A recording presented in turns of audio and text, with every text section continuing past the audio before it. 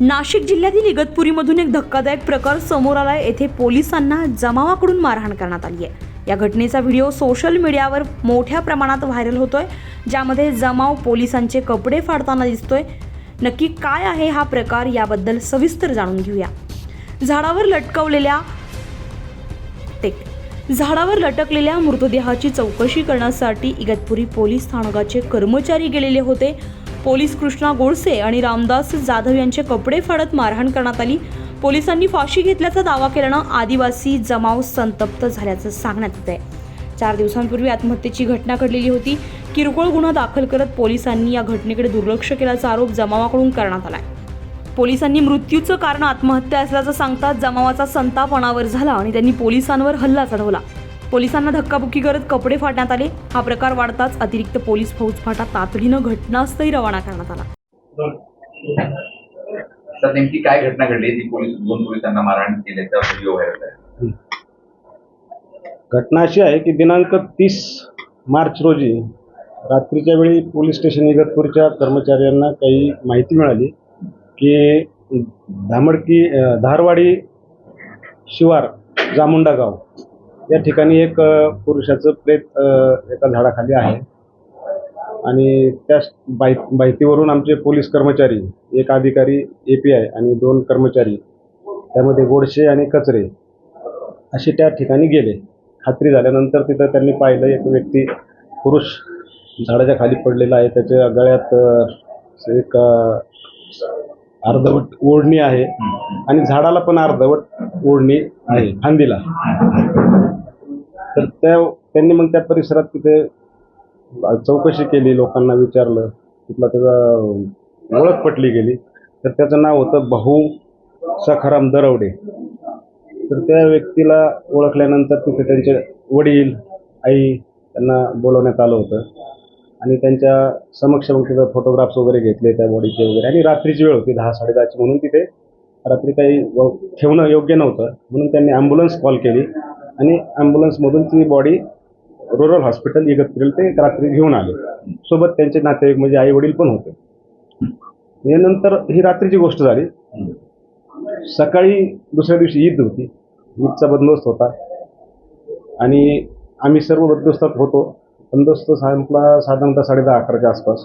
मी इगतपुरीतच होतो, तिथले police inspector साहेब होते, आम्ही सर्व तिथे होतो। त्यांना माहिती आली की त्या धामडगी परिसर जो आहे बाहुली डॅमच्या पुढे, त्या ठिकाणी आपले काही त्या रात्रीचे ईडीमधील मैताचे लोक किंवा त्या गावातील काही लोक तिथे जमलेले आहेत आणि आपले कर्मचारी पण तिथे पुढे गेलेत, त्यांना बोलवण्यासाठी गेले होते सकाळी, या तुम्ही पंचनामा वगैरे करायचा, इन्क्वेस्ट करायचा म्हणून।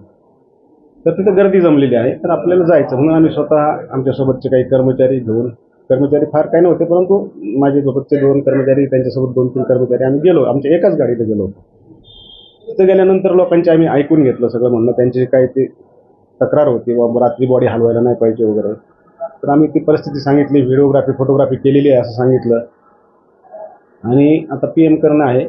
आपण PM झाल्यानंतर जे काय असेल त्याची चर्चा करूयात, किंवा काही तक्रार असेल तुमची रीतसर त्या मरणाच्या कारणाबद्दल, तर त्याच्याबद्दल आपण पुढे काय रीतसर कायदेशीर कारवाई करूयात, अशी आमची चर्चा सुरू असतानाच त्यातल्या काही लोकांनी, जे रात्रीचे कर्मचारी होते, त्यांच्याबद्दल काही राग असेल वगैरे, मागच्या बाजूला आम्ही चर्चा करत असताना गर्दी भरपूर होती, 50-60 लोक असतील, तर त्यांना काहीतरी धराधरी सुरू केली, पकडायला हाताने वगैरे। तर त्या अशा परिस्थितीत ते लोक दोन्ही पण साध्या कपड्यात होते दोघेही, तर ते घाबरले आणि ते पळायला लागले त्या रोडनं। तसेच पळता पळता हा मॉब पण त्यांच्या मागे गेला, त्यांना धरून मग हातानं वगैरे त्यांनी चापटीनं वगैरे मारहाण सुरू केली। हे आम्ही बघितल्यानंतर आम्ही पण त्यांच्या मागे गेलो, पळत गेलो। त्यातला एक कर्मचारी पुढे तसाच रोडनं पळून गेला पुढे, आणि एक मात्र जे त्याला ASI जाधव होते, त्यांना ते ॲक्च्युली मारत होते, त्यांना आम्ही ताब्यात घेतला। आमची गाडी होती, त्या गाडीत बसवला, पब्लिकला सगळं व्यवस्थित शांत केलं आणि नंतर मग आम्ही आमच्या पोलीस स्टेशनच्या इतर सहकाऱ्यांना कॉल करून नाशिकला वरिष्ठांना माहिती दिली। नंतर जो काही ॲडिशनल फोर्स मागवायचा तो फोन करून मागवला, परंतु नंतर ते लोक काही आमच्याबद्दल, इतर पोलिसांबद्दल त्यांचा कुठे असा काही रोष नव्हता, पण ते रात्रीचे 2 पोलीस जे होते त्यांनी ती बॉडी हलवल्याचा त्यांना थोडा राग होता। इतर नातेवाईकांना तिथे येऊ दिलं नाही, फक्त आईवडीलच आले होते आणि त्याच दोघांच्या याच्यावर त्यांनी बॉडी शिफ्ट करायला नको होती, हा त्यांचा मेन रोष होता आणि त्या रोषापोटी त्यांनी त्या दोघांना तिथे मारहाण केली होती। बाकी त्याच्यात वेगळा असा कुठला कायदा सुव्यवस्थेचा प्रश्न नव्हता किंवा काही पोलिसांच्याबद्दल राग असतो तर इतर पोलिसांनाही त्यांनी काही आमच्यासारखे आम्ही तिथे उभे होतो, आमचे काही कर्मचारी होते, आम्हाला कोणालाही त्यांनी काही नाही केलं. आमच्यासोबत तर ते नंतर सर्व आम्ही त्यांच्या तक्रारी ऐकून घेतल्या.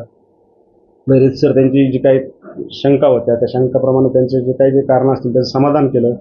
वरिष्ठ अधिकारी परत आले आणि त्यानंतर त्या प्रकरणामध्ये अकस्मात मृत्यू दाखल करण्यात आला संध्याकाळी आणि त्यानंतर ती बॉडी पोस्टमॉर्टम असं त्यांना प्रॉमिस केलं गेलं की इगतपुरीला करण्याऐवजी आपण एक फॉरेन्सिक मेडिसिन जे स्पेशल डिपार्टमेंट आहे नाशिकमध्ये कॉलेजचं त्या सिव्हिल हॉस्पिटलच्या फॉरेन्सिक मेडिसिनच्या डिपार्टमेंटमध्ये तज्ज्ञ डॉक्टरांच्या मार्गदर्शनाखाली PM केलं जाईल आणि जे काही कॉज ऑफ डेथ येईल पुढे त्याप्रमाणे आपण गुन्ह्याचा तपास करू. जे येईल त्याप्रमाणे त्यामध्ये मरणाचं कारण समजा होमिसायडल म्हणजे दुसऱ्यानं त्याला मारून कोणी मारला असेल तसं आलं किंवा सुसायडल स्वतः आत्महत्या केली असेल असं आलं तर त्याप्रमाणे तपास होईल असं त्यांना सांगितल्यामुळं त्या दिवशी ती ED दाखल झालेली आहे. आणि पॅरलली ज्या पोलीस कर्मचाऱ्यांना त्या लोकांनी मारहाण केली त्या 2 पोलीसपैकी एका पोलीस कर्मचाऱ्याची फिर्याद घेऊन आम्ही त्यांच्या जवळजवळ 37 नावानिशी म्हणजे ओळख पटवलेल्या नावानिशी आणि इतर 50 ते 60 अशा लोकांच्या विरुद्ध त्याच दिवशी रात्री गुन्हा दाखल केलेला आहे. सध्या तो गुन्हा पण आमचा तपासावर आहे.